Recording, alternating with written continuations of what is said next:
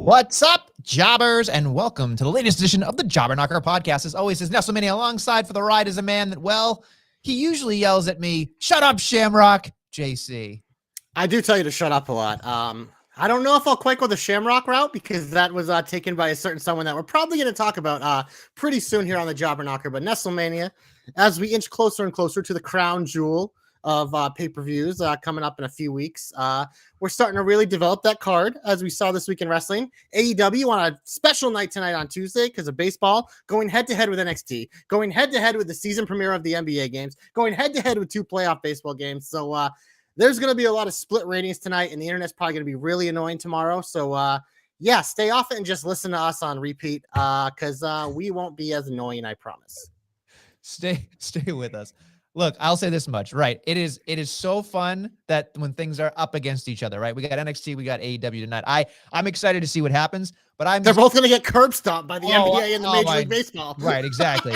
I'm thinking to myself, here we go, baby. It is going to be spin cycle city for Tony Khan coming right out of the gate. Like, he's going to be like, well, we did good in this demographic for 4 seconds when I farted. You know, it's just like the tweets that come out by people are just unbelievable. It's like, great. Even if you have the best show on TV, you're still competing against sports. Yeah, sports which again, every time we're gonna hit on both those cards towards the end of the show. NXT is loading up with a lot of like a lot of main roster folks coming down as they've been building up on Raw and SmackDown, and then AEW has 4 title matches, so the shows are loaded. They're gonna be great shows. I'll be watching them on DVR either late tonight or tomorrow because the NBA starts tonight, Celtics Sixers same time, and then baseball is playoffs, which a lot of people like that too. I know our boy Dom does, which you know, I guess everyone's got a little old man in them, I guess, sometimes, you know. If you like baseball, I feel bad for you, son. That's what I say to people because it's a rough go. It's a rough love. Yeah. But let's get right into the show. Let's get where we normally start here, JC, which is the Shine. It's your baby. Go right ahead. Always in the Shine, much like Mandy Rose. And you know what, Nestlemania, I've really loved what Bad News Barrett has been doing on commentary. And it kind of, you know, I think he has a style of a certain someone else who returned on Raw this week. He pulled up in a limo. JBL is back in the WWE as an on-screen character. And, you know, JBL is a piece of shit, like on TV. His character is a huge piece of shit. He's annoying.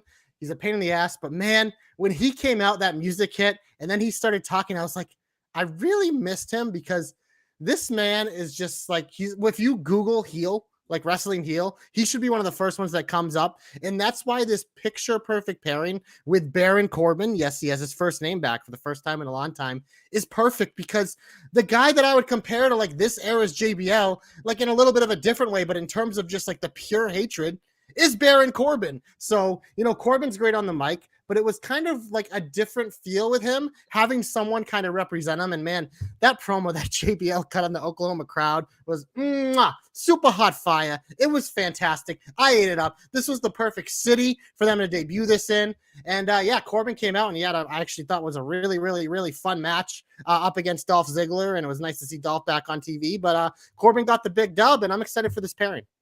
I was shocked to see the JBL limo come out.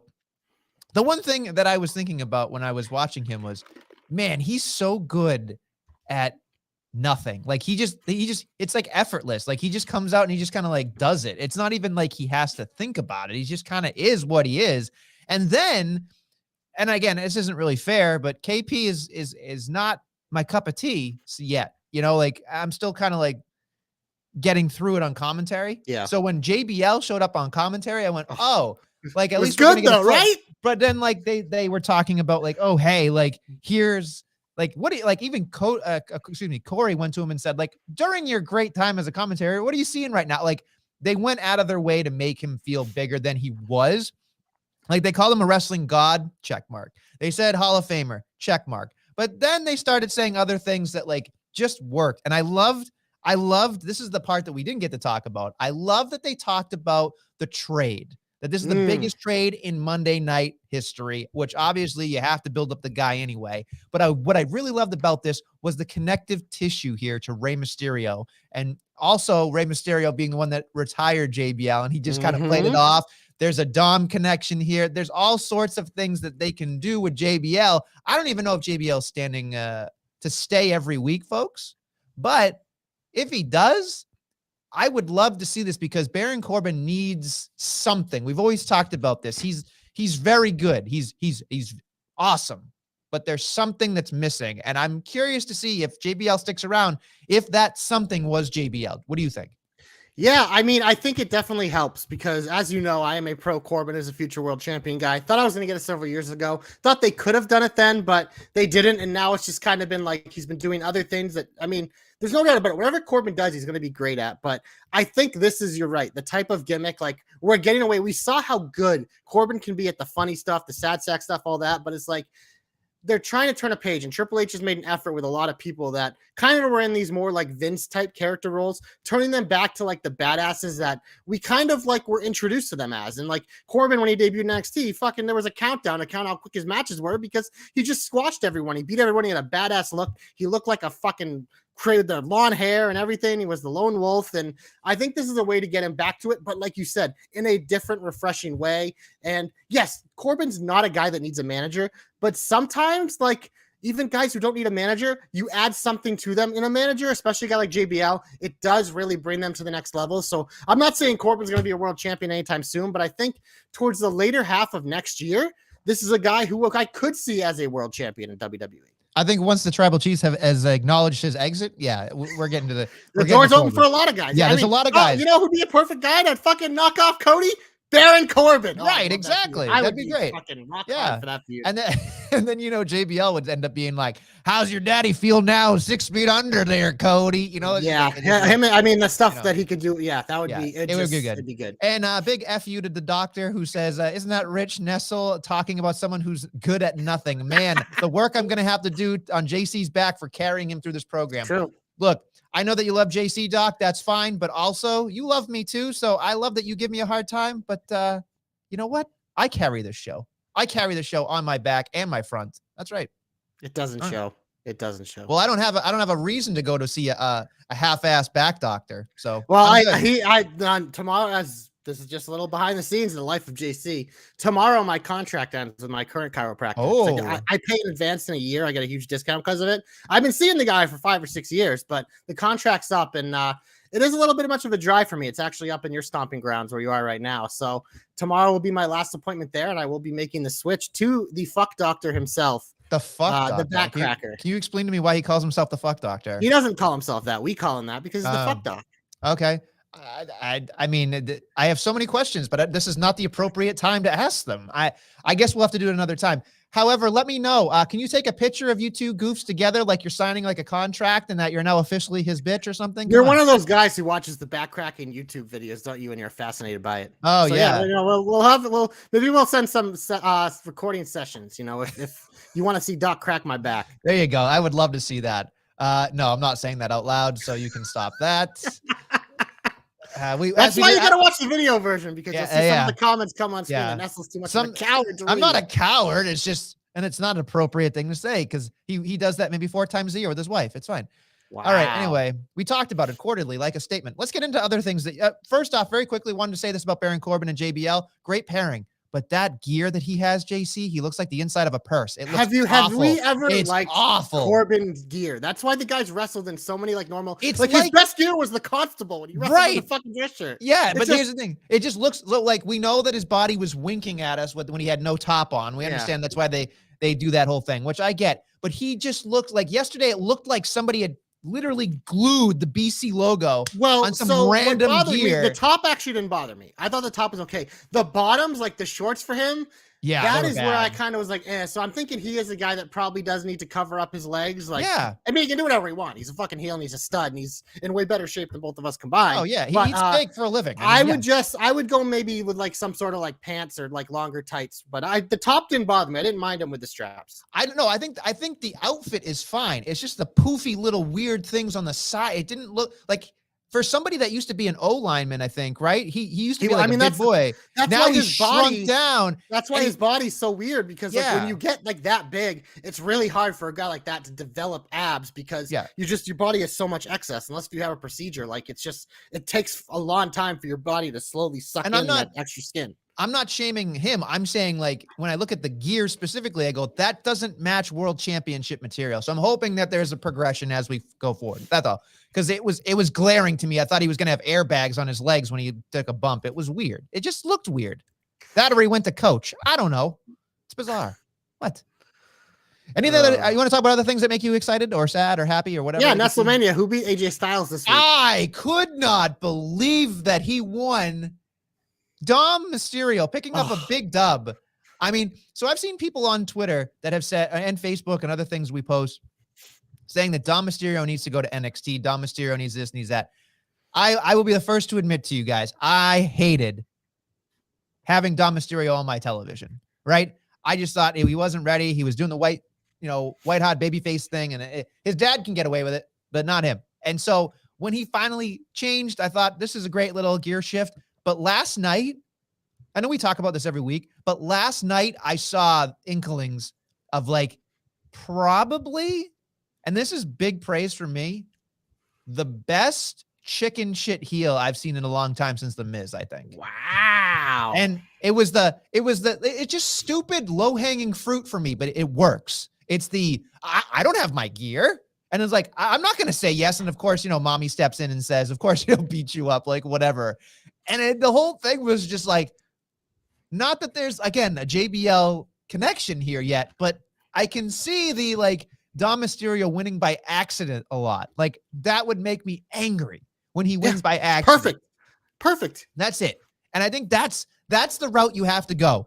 Dom Mysterio, turn it up to 11. You're not good enough to be here. So start beating our favorites. And you started with a couple other people. Now you got AJ Styles. That might be the biggest win of his career so far. 100%. Yeah, 100%. Neglecting the tag title thing with his dad, that's a big deal. But I think when he beats his dad, that'll be a bigger deal. But it's so cool. And I mean, you want to talk about, we can go in 4 different directions with this, with, what we talk about with the Judgment Day or the OC or Rey Mysterio moving on to SmackDown. But there's, again, the bloodline is huge, right? But I think right underneath it, the Judgment Day have tentacles. They just have tentacles no matter where they go. And I'm so surprised in the last, 2 months? 2 months, how it's changed. This is something that I think people really need to pay attention to, especially when you're watching a product, because a couple months ago, what were our 2 biggest criticisms? Pretty much with like on Raw in general was the Judgment Day was lacking. It was like there was something missing. And then you're looking like Dom and Ray, it was just like brutal. It's like, man, Dom, even as me, who's been like a guy being like, be patient on Dom. He's young. He's going to go through it. There's going to be great moments and be bad moments. He's young. He's learning on the fly. Like a couple months ago, like he was in the rut of all ruts. Like it wasn't progressing. He didn't look good. Like we all agreed that he needed some sort of change. So you took 2 things that weren't working that much at all, like literally at all, and you put them together. And now suddenly you might have the best thing on Monday nights, which that's something that I don't think people are always willing to give a chance to. And it was a decision that WWE made that they probably had an idea they were going to do this for a while, but like, pulling the trigger on it, like, saved that faction. And I think really, I'm not going to say it didn't save Dom. He's so young that he could fall apart for a while and come back and be fine. But it kind of like boosted him up to where we kind of like, he probably should be starting to get to in his career because he's been around so long. And it's made it this like perfect like symphony. And then like watching that match with AJ, it's like you're reminded like Dom does have a lot of skill in that ring. Like he's not on a level of AJ Styles or anything like that. I'm not saying that. I'm just saying it's just like we saw, like even his first match with Seth, we saw little inklings. It was just like, oh, okay. So we can criticize a lot of things, but in the ring, like he's always had a lot of things he's done well. And I think, like you said, now that he's kind of embraced this like chicken shit heel type thing, and he's bringing that and adding it to his repertoire in the ring and outside of the ring, it's made him more of a well-rounded character. And honestly, like I'll say it right now, in terms of like weekly wrestling, he's one of the top 5 things I most look forward to every week right now. It's that's saying something, like it really is. And the other thing too that I really love about it, and I think it's similar. It's not a carbon copy for the Bloodline, because Sami Zayn is so much better than Dom. But Sami Zayn's the best in wrestling right now. Right, he is. He's the best thing in wrestling. But when I look at the formation of the Bloodline, it's all badasses, and then Sami's kind of like the idiot, but he's still Sami Zayn. On the flip side of that, you go and you do the Judgment Day thing, Priest, Balor, and Rhea, all badasses. So you need something different, and Dom's that something different. It's almost like he doesn't belong. Yeah. Because he's so different. I think that's why it works so well. Exactly. Yeah. That's why I'm watching it and going, wow, what a 180. What a great 180 story, because this might be comeback of the year, in my opinion. Like, I mean, wow. I just think that for so much I've beaten on this kid for like what, 2-3 years, it seems. You're and get him up. Yeah, exactly. Thanks. And then, obviously I have to eat crow, because I'm sitting here going, they were clearly right and I'm wrong. Like, it's tough. It's tough to admit you're wrong. But Dom, I mean, it's nuclear heat. Like, it's old school nuclear heat. I like literally, like, that's part of the reason why it's so good, is like, he doesn't even have to talk. The minute he touches the microphone, the boos are just like, it is like when, like, it literally like it's like when Roman Reigns is at his peak hatred. Like, it's not obvious, nothing will ever be on that level, like him and Cena stuff. Yeah. But like for Dom, who's not in the position those guys are, to get heat that even kind of comes like 80% close to that, it's just like, it's crazy to see. And that just goes to show you not only how much better he's gotten, but how well they've done in developing this story and everyone playing their parts in it. That includes Ray, that includes Edge, that includes the other members of the Judgment Day, that includes everything that has helped make this possible. It just turned this into one of the better things we see every week. I will say, I will move on after this comment, but I just wanted to ask you what your thoughts are going into War Games. Are we going to get just 3-on-3 in War Games, or do you feel like Edge somehow joins the OC and we get a fourth for the Judgment Day? Well, I don't think it's going to be a 3-on-3 at War Games, because they announced Crown Jewel as a 6-man tag between the Judgment Day and the OC. So War Games is either going to, I think War Games, I'm beginning to think it might, I don't know, man. Because if they do the 6-man tag and then it's just a 4-on-4, the next whatever, unless if they move on from the OC and it's like Edge and Friends. But I am starting to think that it might be like a Bloodline one, or brawling with the Brawling Brutes and the Imperium. Maybe they do a triple threat men's. Like, it just, because them doing this already at Crown Jewel, like, feels like maybe that it isn't meant for War Games. But then again, they could do, like you said, like the 3-man in Rhea versus Edge, 2 friends, and Beth. So I don't know. It's very murky, but I do think it's exciting either way, because we don't know. It's a fun night in Boston, folks. I'll be very jealous, to be honest with you, because I know I still gotta try to get tickets somehow. It is what it is. I'm not there yet. I'm not there to go back to live wrestling just yet in my head. So I approve that. Nestle doesn't want to hang out with all the unwashed masses. I do like a shower. I'll say that much. Don't we all? I take one before and after I go. In the words of Andy Kaufman, this is a bar of soap. You wet it and then you put it on your body. I wish I could give that instruction to all the wrestling fans out there. Not all of them. That's mean. You know who you are. Lift your armpit and smell. But something else that was, I thought, a great, awesome part of Raw was the start. Watching Bobby Lashley pace back and forth, I thought, here comes Brock Lesnar. We're going to get Brock beating him up again. Bobby fucked him up. I loved it. I thought that was great. That was a plus, because now I believe it. Because we just know that probably Brock's going to win at Crown Jewel. That's okay. But the lead up to this thing is just 2 hosses. Great stuff. And we talk about this all the time. I absolutely love when Raw starts with something like, oh my God, I missed it. I had to actually be there. You know what I mean? Yeah. And it was unbelievable. Unbelievable. Take your own advice. Take your own advice. You're going to have to expand on that one. I think he's talking about showering. You shower, Dodger. Oh, I see. From a man that looks like he's permanently got a hoagie attached to his arm. I'm not taking advice from you, buddy. Just saying. Anyway, I will say this much. I'm excited to see where it goes, but it's difficult sometimes when you're watching. And so Brock beating him up, we thought was going to happen. But Lashley beating him up made me go, let's go. I want this tonight. I want it tomorrow, whatever. And so it's hard. It's hard to think about where, I think, what are we were like, maybe 3 weeks I think away? it's November 2nd, so I think it's 2 weeks from Saturday. So, but no, I think you hit the nail on the head with like why it really sold to me is like it was a different start to Raw than we're used to. Lashley already in the ring, pissed off. You get the pop for Brock's music, and they come out and fight, and that was it. I think it was 6 minutes, and then they went to break. They came back and they recapped it. So it was just something different where you normally start off with like a promo of some kind. It was a very different. It was a call out that immediately led to violence. So it was a nice breath of fresh air. Something else that I thought was really cool to see this week.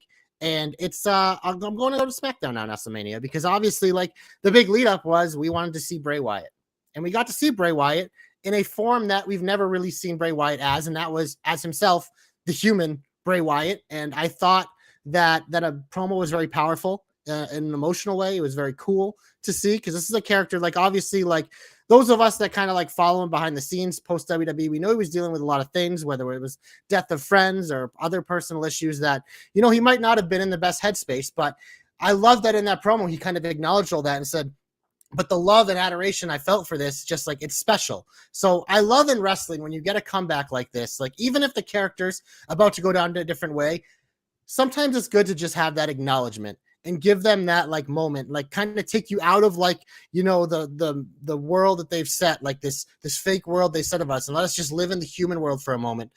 But then by the end of that segment, we started to take a step forward to whatever is going on with Bray Wyatt now in the wrestling world with the mysterious mask of whatever. So I'm curious your take on a lot of this stuff, because I really enjoyed it, but I don't know what the fuck is going on. So First off, because he thinks I'm a pussy, I'm just going to write this right here. He wrote, say it, read it out loud. He says, I also have a hoagie between my legs. There you go, Chief. You all right? You know what I mean? There you go. I'm not afraid to say shit. So you know what? Fuck you. All right. Anyway, moving on. I think you're absolutely right to be excited about Bray Wyatt and the Wyatt 6.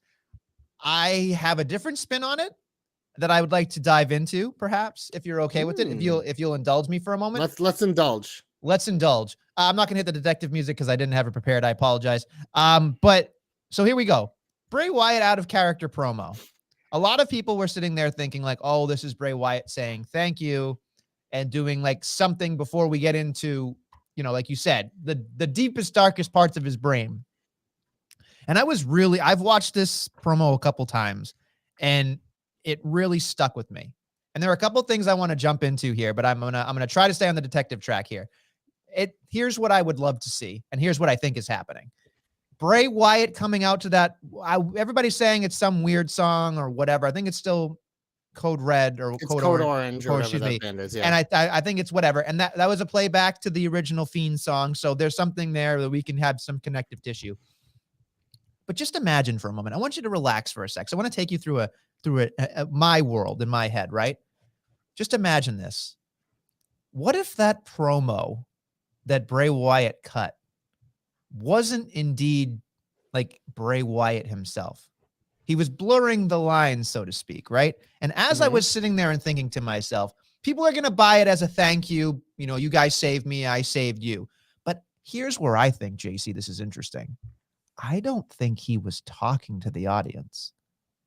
Ooh. I was thinking that he was talking to the 5 or 6 people that surrounded him, that saved him, right? And think about this. He went out of his way to say he lost 2 people. Now, if you care to read, you know, the dirties or whatever reports are coming out that things are on the internal roster and all this stuff, that the mask that came up there is called I think it's called the Uncle Howdy mask, right? So we know there's going to be one Uncle Howdy and apparently there's going to be an Uncle Harper, right? So those could potentially be the 2 people that he lost. And I do think there is going to be a devil's advocate here. There's going to be a good one and a bad one. I think he's going to paint Harper as the good guy, Uncle Howdy as the bad guy. And I think that there are going to be 2 sides that Bray is struggling with here. I think that that's to me where we're headed. We're headed into an internal struggle between Bray before we get to the deep, dark secrets here. The other thing I would love to tell everybody, and I'm not the only one that thought this and figured it out, but it's something that we can bring up here, is that when Uncle Howdy came up and said something, he word for word quoted a Clive Barker Aberrat quote. which is a whole series. If you go, I went down the rabbit hole, read the whole series. Clive Barker has this amazing setup here. He created this entire world with these random weird characters that if you look at the book, folks, it kind of looks similar, not exact, but similar to a world that Bray Wyatt could create. So I am very interested to see where this happens because it is so far-fetched, this Aberrat book, and go check it out. If you go on YouTube, you'll have people telling all about it. But it is bizarre. And on top of that, folks, this is where we jump to what JC likes to talk about. If you go to the Liv Morgan part, she jumps off, goes through the table on poor Sonya, but we see the sticker in the background and what potentially the people are saying is a hooded figure next to the sticker, which could be Sister Abigail or one of the many Firefly. Abby the Witch. Abby the Witch could be a bunch of different things, right? So I think again, that's the first connective thing because we've seen the eye. We've talked about how Liv's going through a metamorphosis. This is going to happen. But I am so interested. I think everybody's so focused on how great that was a moment for Bray Wyatt and stuff, but I don't buy that it was a promo for the fans. I'm going to go back and look at that promo and go, no, this was the catalyst to all the other things he was talking about. So Could it be both though? Could he have known what he was doing? Being like, I can acknowledge all these real life things that happen to me and use them in my character to enhance the story. Yeah, I think that's where you're headed. I absolutely agree with you. I think that this is a really cool moment because it had a facade. It is exactly what you think it was. But I think the other thing that was kind of alarming to me, at least like made me feel uneasy, and we always talk about uncomfortable makes money. He's like, I want to talk about like the way he even talked didn't sound like himself. That's kind of like how his like real accent is. Yeah, non-character accent. Yeah, and he was trying to talk like himself, but the way he convinced everybody that he was like trying to say thank you and you saved me, it just felt like he wasn't looking to the crowd. He was very much looking into the camera and you know what I mean? Like, so I think he was looking beyond the people. And I think it's one of those things where it's like, here's where I am. Watch Uncle Howdy corrupt this version of me. And I'm going to be this deep, dark, terrible human being. Because does that mean Uncle Howdy showed up at Extreme Rules? You know what I mean? Was the mask that was the mask that he took off to reveal. Right. So it's definitely, the what you said there really hit on the head for me. Is like the kind of like the angel devil thing on your shoulder with the two characters is just like, that's, I think, something that definitely, because when people go through personal struggle, that's kind of like a representation of what goes on in their head. So I like that a lot. Yeah. So I'm excited to see where this goes. Again, I'm going to probably not read the Aberrat books for word, but I'm definitely going to go down. There's little inklings where I watch it. I'm just like, Doc does a books podcast. Have him read them for you. Hey, Doc, since you're listening, you slap nuts. How about you read these books for your little, it's literally podcast called TLDR. Toulon didn't read. So it's perfect. Toulon, I didn't read. So Doc, tell me. Yeah. You know, instead of TRDL, you know, you could just write cliff notes or something, you know, and I get why TRDL. We'll call them hashtag Doc notes. Kind of like hashtag Doc notes. Okay. Doc notes. There's your homework assignment, Doc. Should I do some quick shines, Nestle, before we get to your favorite part of the program? Yeah, let's do it. We're way in.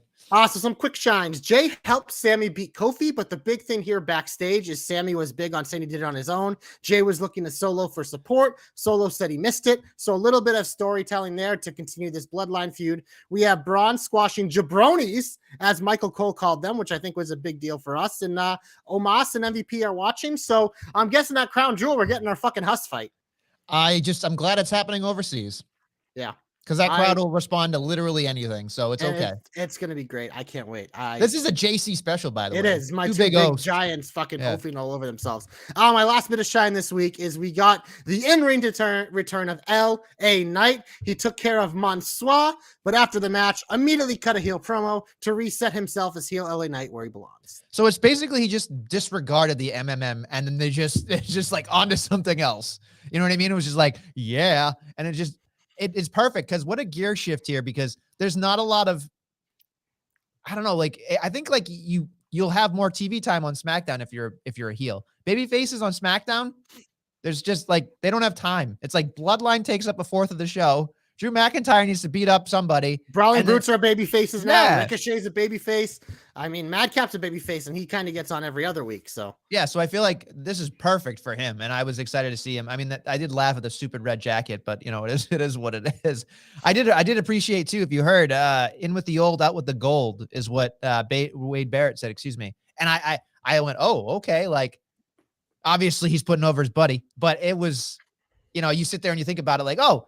If LA Knight's got US gold or Intercontinental gold, that'd be pretty cool. You know, I don't know what he's going to do with it, but it'd be pretty good. Probably going to be a little bit before that with the Ring General on the General.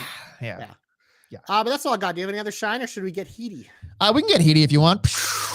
Get him off my TV. Get him off my TV. Get him off my TV. Look, I'm going to start where everybody happened to love this part was a car accident at the beginning of the show. You know, a car accident with Cross. Drew beats him up, and then they just like, I understand we needed like a creative way to get Ray into the IC championship, and that's fine. He's got his IC shot, and he's going to get smacked like a tomato against, I was going to say Walter, you know, Gunther. That match is going to be really good though. With those two styles. Yeah, it's going to be a lot of fun. I expect the ending of this match to be, he's going for Erna Karana, just jumps up and power bombs his ass or something. It's going to be good. But to get back to my original point, the car crash, another week with Gaga, another week with Karrion Kross, another week with Drew. Who gives a shit? Like it is.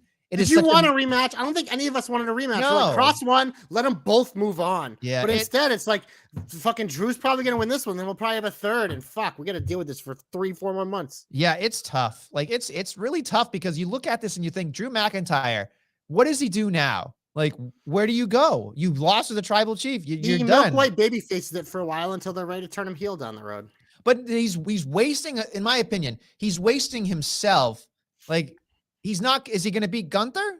Maybe that's a WrestleMania match. Is McIntyre Gunther for the IC title? Like that'd probably be a really good match. I'd actually be for it. And I'm a Drew McIntyre hater, but that'd be a great match and a great feud. But they can't do it yet. No, I just feel like again, here's a guy from what October now to when we get to WrestleMania, April, is that 6 months away? Am I really going to be waiting 6 months for something interesting to happen with Drew McIntyre? It feels like he's fighting Karrion Kross. Yeah. It feels like it. It absolutely feels like I am stuck in this. We're stuck till probably Royal Rumble. Yeah, no, I don't give a fuck about this. I do want to say though, before we move on from that nonsense, is that Ricochet sold his soul for Ray in that match. So bravo Ricochet for fucking, oh my God, those sells, man. Making Ray look like a stud. That tombstone pile driver on top of the head flip thing that they did was just incredible. Incredible. So good, dude. So good. So it is what it is. Moving on to other things that made me upset and made me want to vomit. Let's move on to SmackDown, which I don't really want to talk too much about, but there was a 6-woman tag. Roxy did a good job, but it was just more of a segue into, you know, NXT stuff, which I get. Pick your poison. You're trying to make it a big deal this week, which again, great job in terms of promotion, but what the fuck? Like, I don't really give a shit. Hit Row loses with a lot of Gaga. But you know, I mean, does it really matter? I'm not interested in Hit Row still. So it's hard for me.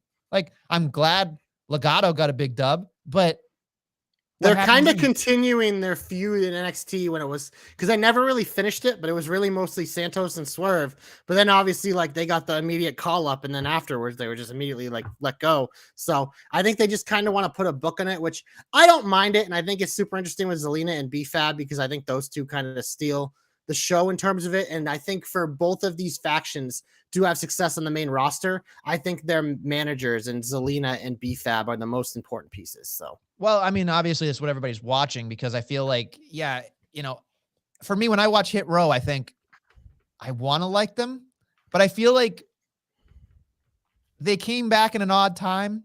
And then I feel like, and I'm not saying they can't be good baby faces. They can be, but I feel like just let them be heels for a little bit. And then like they get that cool feeling back. Because I feel like making them cool as a baby face, you haven't earned the street cred that you did in NXT, where everybody thought you were the hottest, cool thing ever. And then, like you said, when they came on SmackDown the first time, you were like, oh, Fox will love this, blah, blah, blah, blah, blah. You know, you were a big component of that. Yeah, they would have been. But then it's just like, that's why when they came back, we literally said in the first show, like, this is cool. but it's going to be really hard because they're not the group they were before. That's obvious. They have a missing member. He's on AEW now. So that was already number one. And number two, it's like you literally cool them off for a year. How many acts do you know like that are super hot and then you do nothing with them for a year and then you bring them back? Like it's going to take a while. So it's one of those things like, I think it's positive they're on TV because when I do watch them, does feel like something fresh because like as in WWE, like it's a lot of the same shit every week. And so it's like to see different faces. That was what's kind of cool so far about the start of the Triple H era is bringing everyone back. It gives us some extra flavor to the show. But yeah, no, it's not. It's going to be an adjustment because they're lacking a member. They're lacking that year-long momentum. Weren't there. And it is like something where I do think I expect them to really put Legado over in this feud too, because it's important that they're presented strong. So I think Hit Row is going to be in a tough spot for a while. But again, I still think long-term, there's a lot of potential with this group, whether you think they need to add a member or not, they very well might down the line. But I think it's just like, it could be very painful at times. Cause like you said, it's just like, they don't have that cachet yet to kind of garner what WWE is going to want to do with them right away. Yeah. And I tend to think that again, my thought is you just turn him heel, you get him a certain kind of edge, no pun intended, and then you can flip him again, and then that's how you undo the 1 year frozen process, in my opinion. Yeah, no, I think that would work. Logically, people will like the heel, right? Like It just seems like that's the cool thing to do. And again, that's what they're supposed to be. They're supposed to be cool, but right now they don't have any shticks that people can shout out with them. Like the money thing would be cool. Yeah. But they don't have a crowd participation. They have a couple of top dollars moves have potential, but it's just like people, they're not familiar with them. Right. So I think it's like what made Hit Row such a cool thing at NXT is they had all the extra. So far on SmackDown, there've been a lot of wrestling. It's like you kind of, I think, especially with now that they're in a feud with Legado, like give us more segments as opposed to wrestling, I think. And that's kind of how you enhance our experience with them to start too. Sure. Moving on very quickly, I just wanted to say this because I thought this was at least a point of contention for me. And again, someone can tell me I'm wrong. That's fine. But I think the only women's segment on Raw was the women's tag match. I'm looking at my notes. Yeah, it might have been because Alexa and Asuka weren't there again because they're written off TV by the Damaged Cucks. I don't think there's anything. So here's the thing, like you talked about, the Liv Sonya stuff was on SmackDown, but right. I will say, in terms of, I watched nothing women's this week because the minute I saw Bayley sit down at commentary, 32X, she is the worst person on commentary in the history of wrestling.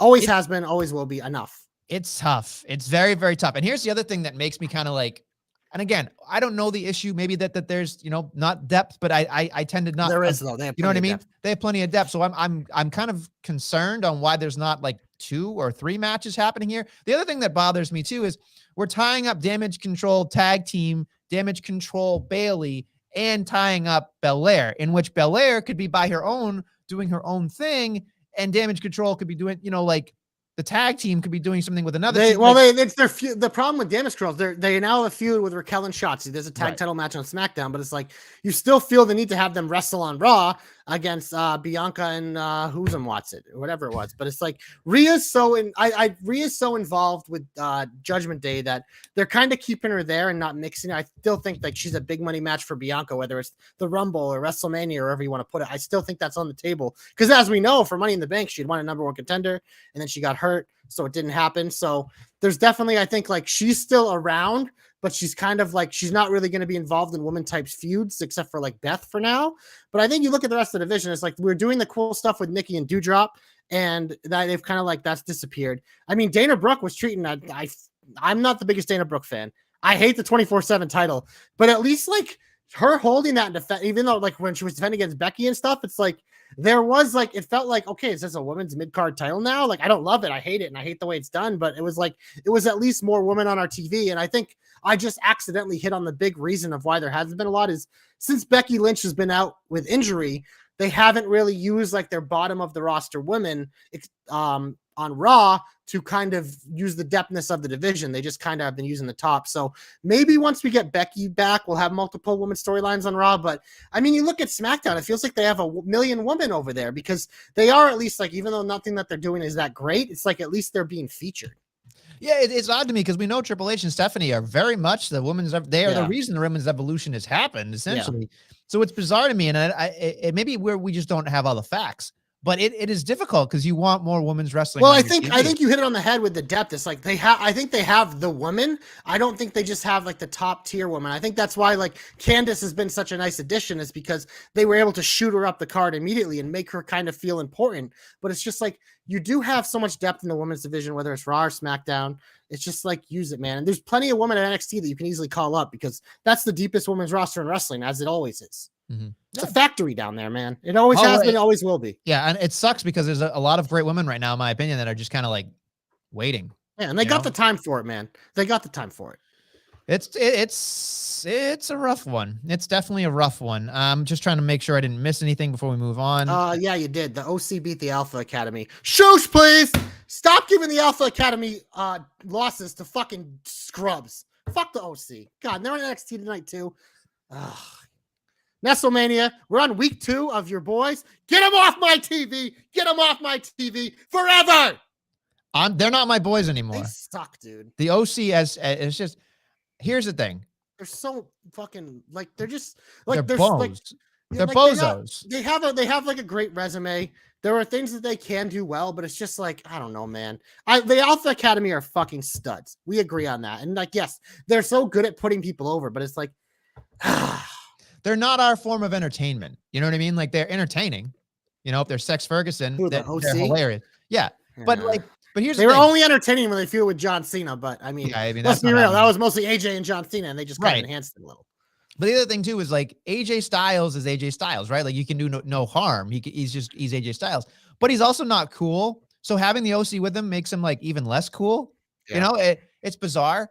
I'm not a big fan of the OC in general. I was when they were in New Japan. Them and AJ, if they're heels, will be a lot better. But as baby faces, because I'll say that because I was just very harsh on them.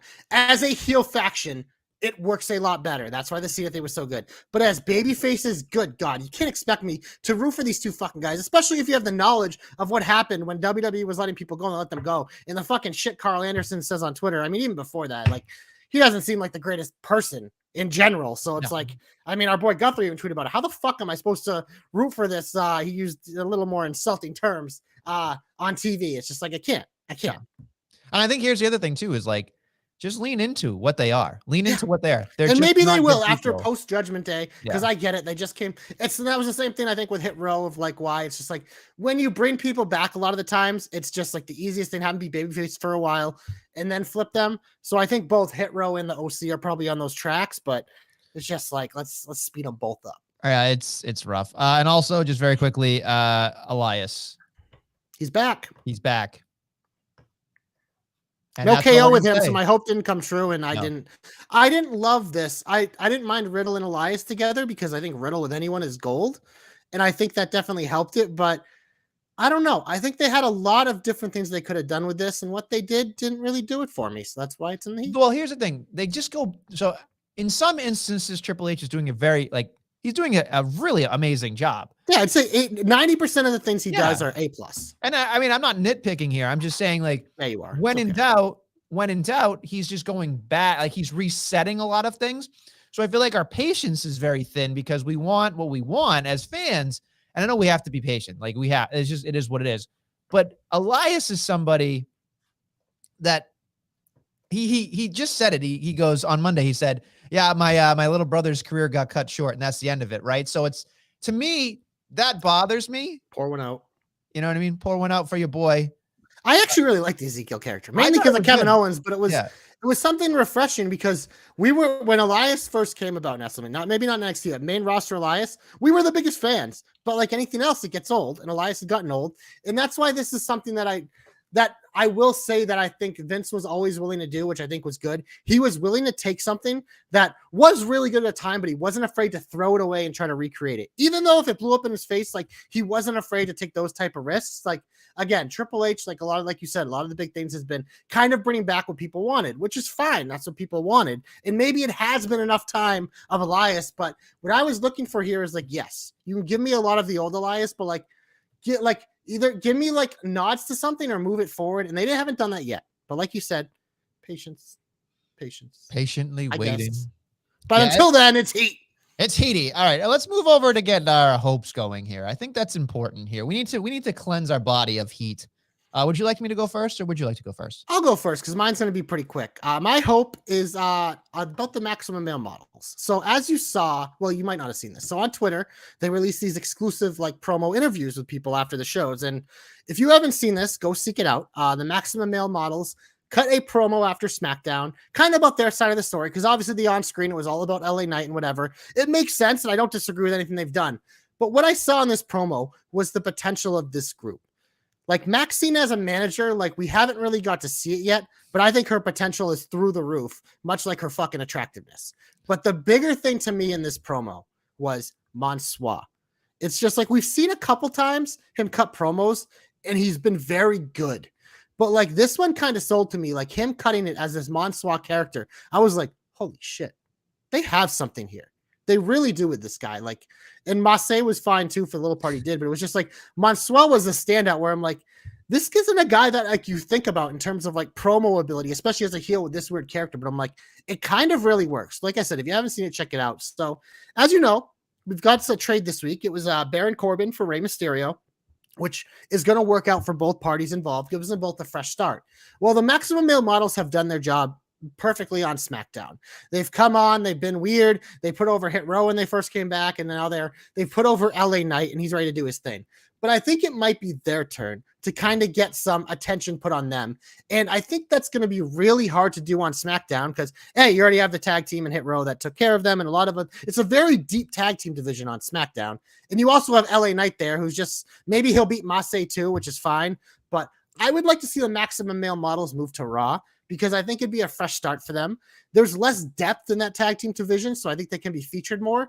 And the biggest thing for me with them is there's an extra hour on Raw, which means there's more time for the Gaga. And when I look at the maximum male models, Nestle, there is no group with more potential Gaga than the maximum male models. So I think the best thing for them in their future in WWE is to get them to the 3-hour show, give them a fresh start, and start to take them seriously because I'm excited about this group. I really am. For a group that just seems like a bunch of misfit toys, they've really come together and made something special. So hashtag JC knows, hashtag JC's hopes come true.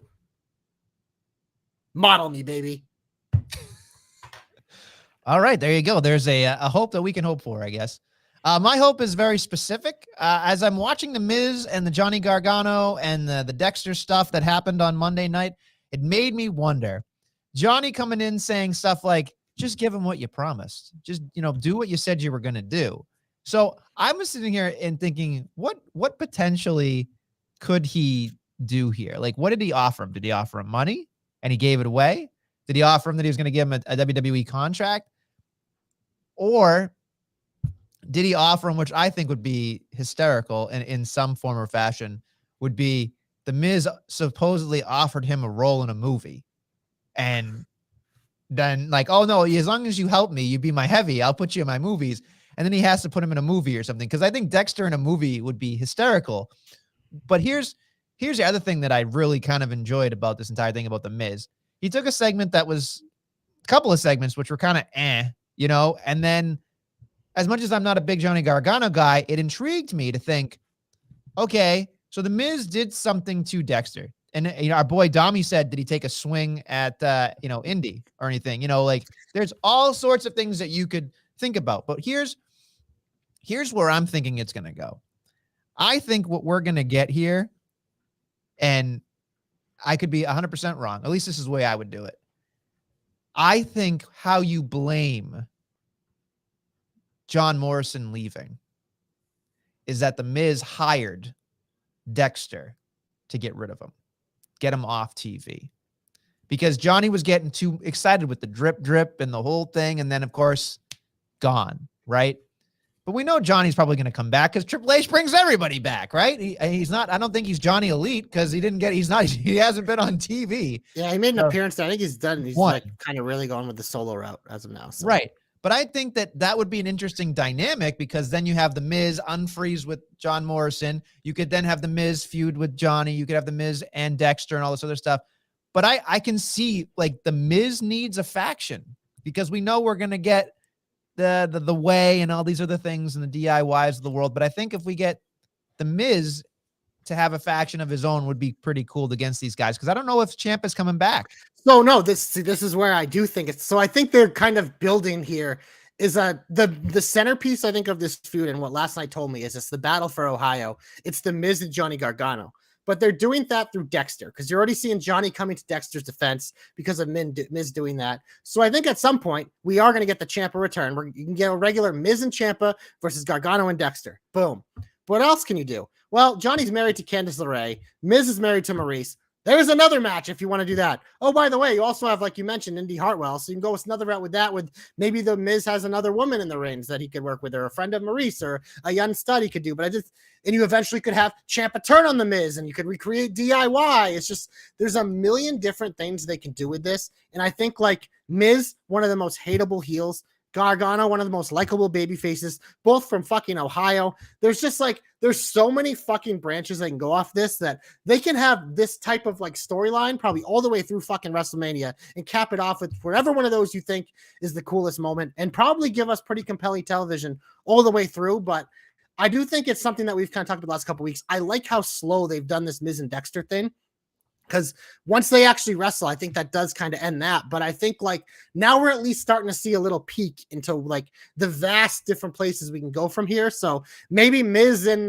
Dexter's at Crown Jewel, and that's where Ciampa returns or something like that, you know? So I think I'm just excited by this, because I think it's like, it started as like a little tree that we weren't sure if it was going to grow. You're like, there's not a lot of sun. Maybe we're not watering it consistently, but it started to grow up, and the branches are going out, and the sun's coming out from behind the clouds. And you know what? Our gardener's starting to water the tree a little bit. So I'm getting a little intrigued over here. It could be a sequoia tree for you, because I know you love sequoias. There we go. I love sequoias. You're right. Did you just hijack my hope, by the way? I think so. You kind of asked me a question. I answered it. I didn't answer. Did I? Yeah, you asked me about Ciampa. Okay. What if Miz wants Ciampa out, and that Dexter took care of, you know, that then could be it too. You know what I mean? Mm-hmm. Just give him what I want. Give him whatever he needs to get rid of him. So the Miz is good about a lot of things. So I think you're right. But my hope is that this turns into a B or A storyline on Monday Night Raw eventually. It'll be fun. All right. It's time to give our comebacks. Would you like to go first? 10. Top 5 Royal Rumble moment of all time was at the time Ty Dillinger coming out at number 10, his main roster debut. And you know, he went to AEW, was a stud, the chairman, great gimmick, probably the best entrance music they have in that company. And he was stud, had one of the best feuds ever with Cody Rhodes, and his pairing with MJF was fantastic. But you know, obviously, you know, he got his wife pregnant. He's been off TV for a while, and he's been doing this countdown on Twitter. And normally, when you see a countdown, you expect it to end at 1 or 0. Well, what I loved about this is that it ended at 10, and Shawn Spears is back as the perfect 10. And I'm sure WWE has this shit copyrighted, but I'm sure he called his buddy Papa H, and he was like, you know what, Shawn, I love you, buddy. You're allowed to use it. You can use it. So now he's back as the perfect 10. They did it in Canada, which was the right call because he's Canada's boy. They did it with FTR because of that friendship they have. So it's officially now the Pinnacle group, which followed MJF. They're all still friends, except for with MJF, which I think is kind of cool, but I'm excited for this. Shawn Spears, I love the guy. I think he's an absolute stud in the ring. I think he's a fun character to have. I think he's one of the better enhancement talents AEW has on their roster, and I think he cherishes that role. So I'm thrilled to have him back, and you know what? 10. I cannot wait for all the 10 chants. It is the best and only 10 in AEW is the perfect 10, Shawn Spears. You know what's funny? You talk about that. I was almost going to, when you said the only perfect 10, I was almost going to give, after you said that, I was going to change my comeback because I thought about something, which was Orange Cassidy winning a big dub. That was pretty sweet. It was pretty good one. But I will say I'm going to change it to Ali, because here's the thing. For somebody that came out and then interrupted Seth Rollins, I thought he did a great job doing what he could. He's not necessarily the strongest promo in the world, but I think he closed the show. He closed the show. And I think that's a big marker for him. Like, I don't think he's ever been in the main event or the close of the show. I mean, you could say the Money in the Bank thing where Brock ran out and stole the briefcase. It's the only thing I can think of. But God damn it, I was sitting there going, okay, I believe that Seth Rollins is going to have an absolute banger of a match here against Ali. And Ali's been sniffing that United States Championship and the Intercontinental Championship for years. And I think the United States of Ali would be great. Obviously, he's not going to get it right now because Seth Rollins needs to be the guy for a while. Does he, though? I don't know. I think that Seth Rollins... Maybe what do you do with him? I think, I mean, well, you have the Royal Rumble coming up, so that makes it very easy with what you do with him. Is that I could see him holding it maybe through like December. Maybe he loses it around then, because I think once you start the Royal Rumble lead up, I don't think he needs the U.S. title anymore, unless we have a big U.S. title match planned for WrestleMania with him. But I think it's one of those things where I wouldn't say he's a transition champion, but maybe he could be, because I think what it does, it checks that box of Seth being a champion, which we knew we were kind of getting ridiculous. It allows him to kind of be the face of Raw, like Lashley was, without the tribal cuck, coming to Raw, defending his Raw title, which he owns over there. So I think that it kind of could be a short reign for Seth, and a longer Ali feud where he comes out on top would be kind of cool. I just think we need to reset, because not everybody cares about Ali. You know what I mean? No, like, his reactions have been very lackluster every time he comes out. But I think it's also because the weirdest thing with Ali is that he was he was a heel for so long. They kind of made him a babyface and they made him a heel again. Now he's a babyface. There's no real explanation for it, especially like the Retribution thing was such a fucking shit show, and he's kind of the face of that. So it's hard to not see him as a heel the whole time. So it's just, I don't know. They do need to figure it out, but I think Seth can help him better than other people. Because obviously, like, if you're gonna feud with Lashley, like, you try to make him a babyface, Lashley give him a tap of the back. Bobby Lashley's getting as bigger reactions as anyone, so it's gonna be hard for Ali to kind of get through there. But I think with a guy like Seth, who also gets big reactions, but he also can turn it on a dime. Yeah, I think that's big for Ali. And I think that was the best part of that promo, was where he said, you're a father, you're a great wrestler, you're even a better human, and then he just fucking kicked his ass. And I was like, okay, great. He was almost a babyface for like 3 seconds in that promo, and then he stomped his ass. So it worked. So I think I hope where we're headed for Crown Jewel, I think, is, Seth Rollins and Ali. But I hope, like you said, Ali deserves it. I think Ali deserves something, because he's too good. He's too smooth not to be on my TV. I agree. So, want to get to the big old finish? Big old finish, Nestlemania. Like we said, we got a big Tuesday here to preview. So if you're listening on Wednesday, well, then you can hear how raw our picks are. But first, we'll preview the weekend SmackDown and Raw. On SmackDown this week, we have Dakota Kai and Io Sky taking on Raquel Gonzalez and Shotzi Blackheart for the Women's Tag Team Championships. Do we get new champs, Nestlemania? No. I agree with that completely. Why would you? They just got him like a month ago. Some would argue that they haven't been good champions and that Aaliyah and Raquel's 2-week reign was better. I would argue that, but Aaliyah's really injured, and we wish her the best because she's a stud. We also have another women's match, because SmackDown, the land where women can actually wrestle. Liv Morgan takes on Sonya Deville. I expect this to be a squash for Liv. I also expect this to have some type of chicanery, perhaps, and maybe Schmaz. Welcome to Schmaz Down. Be great. The other note that I have on for SmackDown is Logan Paul returns, probably to cut a pretty mediocre promo against the Bloodline minus Roman Reigns, because I doubt he's going to be there. I just want to get this over with. Yeah, it's sold. The match, whatever. I'm interested, but the lead up, I could care less. I care more about Sammy. On Raw, the only thing I think they announced, unless if I missed something, was a number. Oh no, it's just a match. Bianca Belair taking on Bayley again. This needs to stop.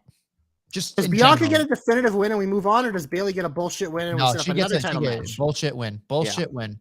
Some Gaga as well. Sprinkle some Gaga. It's all happening. Yeah, poke me in the face because I don't like it. Well, do you want to start with NXT or AEW, Nestlemania? NXT, since it's Tuesday, and it's their show. They're both on Tuesday, but Tuesday nights is NXT nights, so Nestlemania. Tuesday Night War. By the way, did you know that Wednesday Night Dynamite is on Tuesday this week, folks?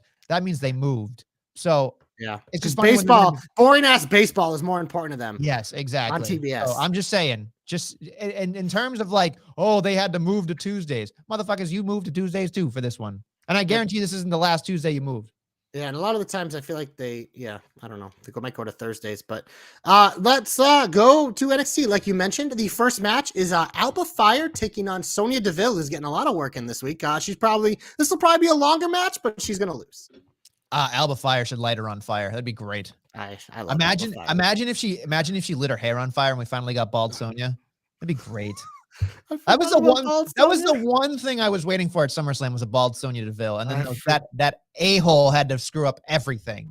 So we also have two more women's singles matches on NXT Nestlemania. We had the Pick Your Poison. We have Raquel taking on Cora Jade in a battle of old tag team partners. I would say that all signs point to Cora Jade winning. I like that. I'm probably in a bullshit shit eating way. Bertsky. Baseball greater than AEW lately. That's saying something. He might be right. Besides the Acclaimed and MJF, which are two of my favorite things in wrestling right now. But we also have Nestlemania. Roxanne is taking on Rhea Ripley in a match that I am super fucking excited for, honestly. Roxanne, you don't have to tell them. Oh, sorry. I love the police. Well, not the police. I love Stang. Anyway, Not touching that one. Stang.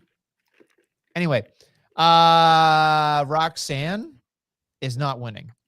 Wow. So you think both of? Oh no, you think Corey's just gonna have the whatever? So here's the thing: if next week is Halloween Havoc, Is it next week? Yes, it's the 28th. Okay. Ipso facto, I Dream of Jeannie. We know that Roxanne has to win, so she has to look like shit going in because the WWE sauce is baby faces, mud in the dirt, mud in the dirt, mud in the dirt, big victory. So that's what we're happening with Roxanne. Speaking of shit in the dirt, we have Cameron Grimes and the OC taking on Schism in a 6-person tag match. Good God, I could give a fuck about that. It's a 6-man tag that includes the OC.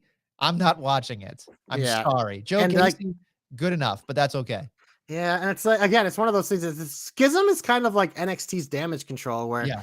I love all three of them, but as a group, it's the fucking drizzling shits. I cannot wait for the red hooded figure to end up being that Thalia girl or whatever from what's her the Chase University. I think that's what it is. Thea Hale, the 18-year-old. She's gonna change into the Schism. That's what I think the red hooded figure is. Interesting. I would I'd be book okay. that. A lot of people really like her in Chase University. Oh no, she's great. She's great, but I think there's way more of a plus here. Like I think like being like so young and being like innocent and also not knowing what to do, having somebody like a Joe Gacy like trick her into something because she's so naive, I could buy that. And I think it'd be pretty good too. That should have been my hope. So it's kind of like House of Black with Julia Hart, and then they all left her, and now it's just her and the big goon. More like the House of Flat. Am I right? Am I right? We have 2 more things on NXT tonight. We have Stacks taking on Question Marks. I'm assuming it'll be another main roster person because that seems to be the theme for this NXT tonight. Who could Tony D have a problem with? Everyone. Okay. Who doesn't want to sleep with the fishes? But yeah, I have no idea on this one who it could be. Stacks. Yeah. What if they brought back the other guy that they threw over in the he's working for AEW now. Oh, that's right. He's in a faction, I think, with Arya Davari, whatever his faction is called. the Mythbusters or whatever the hell they're called. Yeah, those fucking goons. Mythbuster, the Trustbusters is what it was. Yeah, the worst version of the Mark Sterling faction. Good Lord. Next up, the last part of NXT we just saw on Twitter right before we started recording. Kevin Owens put out a video. He will be moderating the 3 men in an NXT title match tonight, and he refused to acknowledge JD. He called them JD McDonald's, I believe. So my guess is this is going to turn into either. I don't know if it could be a tag. I don't know if it can be a tag match, so I'm thinking KO might be taking on JD in the main event tonight, would be my guess. Either that or a tag match. Either way, the triple threat of Dragunov, McDonough, and Braun is just like, it's so intriguing to me because we know that JD McDonough is probably not going to win. Did you see his NXT UK match against Ilya and JD? I don't believe so, no. Whoo, Nelly! Check it out. Those 2 fucking guys are fucking. But here's the thing. Triple threat. Is that an easy way to get it off Braun? Braun's not. It's an easy way for Braun to pin JD again. And then they can do Braun versus Ilya at the next event 1-on-1. Okay. They'll probably turn Ilya heel, is my guess. On the NXT after the triple threat. He does look like a heel to me. Yeah. Like and the way he acts, he's like a psychotic heel. It just, Yeah. I think he just got so over because he took down Gunther in that historic match. Yeah. They kind of had to. And it made sense, but I think it might be time to flip him around, and this is the best way to do it. Nestlemania, we go to Dynamite on Tuesday night. Tony Khan is excited, even though Ariel Helwani put him in a locker. I know. I mean, did you ever listen to that interview? I did. told No you guys comment. I did. Ariel Helwani's kind of can be a pain in the ass. He's an egomaniac a little bit, but like his interviews are some of the best I think in the world. Especially with the type of people sometimes he has to interview, the stuff that he can get out of them. And the fact that Tony Khan was so defensive and standoffish at just simple questions was just like, I can understand like a guy who can get answers out of anyone, just like trying to have a conversation, could be really annoyed and think it was shit. And he called it like his worst interview ever. And Tony Khan is like taking like subtle shots at him on Twitter. It's just like, it's a fucking child, absolute child.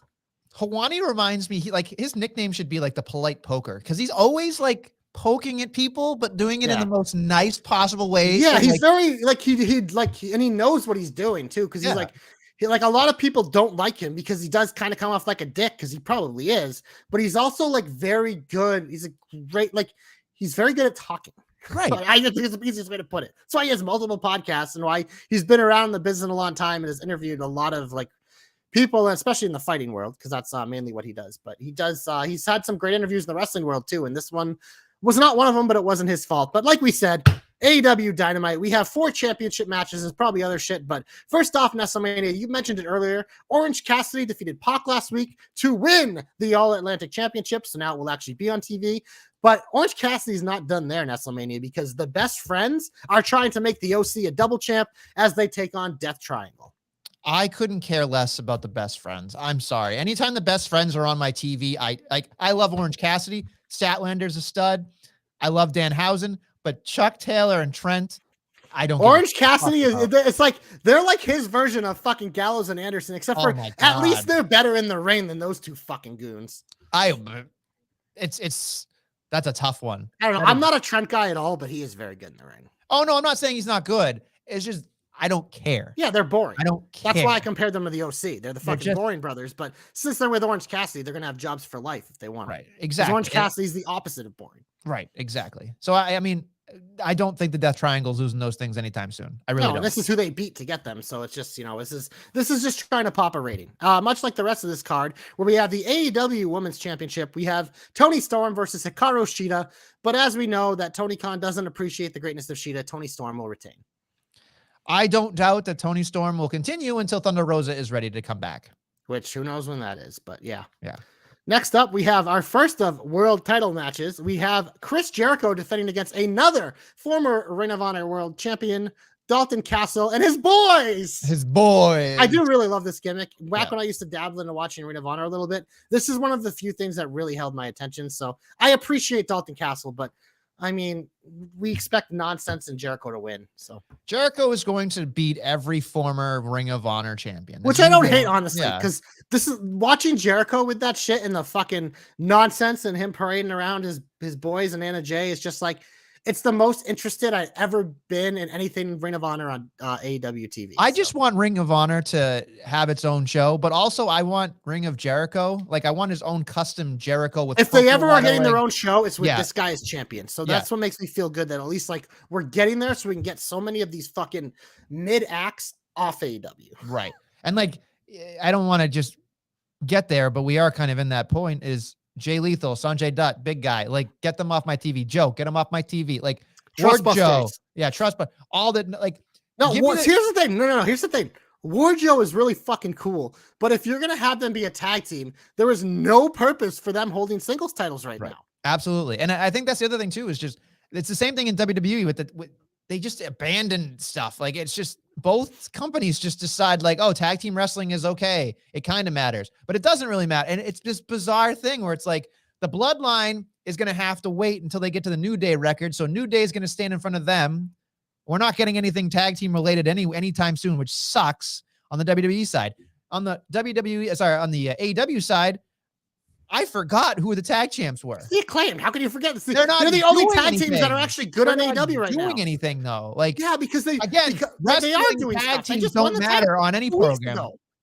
It just sucks. I just feel like there's no wrestling happening. No, I wouldn't blame the Acclaimed for the lack of tag team things. I'm not saying you have all these great tag teams like FTR and you're not doing things with them. And then you have another great tag team in the Lucha Brothers who are fucking holding trios championships. So I don't want any tag team holding championships other than tag team championships. Well, like, it's kind of hard with the trios though, because to be a trio, you need a tag team and a leader. Yeah, I don't like it. That's why that title sucks.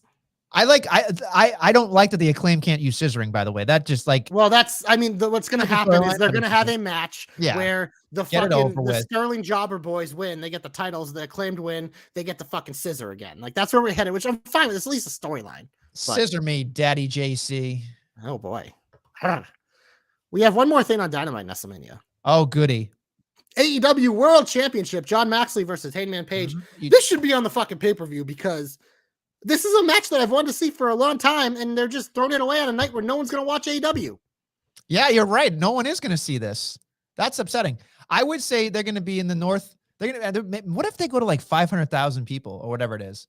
Like the thing says 500,000. So I think they're going to beat NXT because Oh yeah, absolutely. They should. They have better people. they absolutely should. If NXT beats them, they should be embarrassed. Yeah. But I think obviously between the night change and going up against basketball, another wrestling show, and baseball, it's like the people that are going to watch wrestling over basketball and baseball are going to split themselves between AEW and NXT. So both numbers are going to be fucking atrocious. And like, that's why you stack the cards, because you're just trying to like, get a whatever, but it's just like, they better hope some of these basketball and baseball games are blowouts and not exciting so they can steal some viewers. Because if not, like, you're wasting, AEW especially is wasting some big time money matches on a card that I'll see on DVR, but there's going to not be a lot of people watching live. And what happens on Wednesday? Got no wrestling now. That's when I'm probably going to watch on Wednesday. Yeah. Yeah. Exactly. But there's also, whatever. But so you think Mox is winning, right? That makes sense. Winning. Do you think MJF cashes in this time to make a big deal? Oh God, they can't do that. But I think there's going to be something weird that happens at the end of this match, whether it's going to tease a change for Hangman or someone else costs Hangman or something. I don't think this is going to be something. I don't think this is going to be a fully clean win for Mox. I think there's going to be something.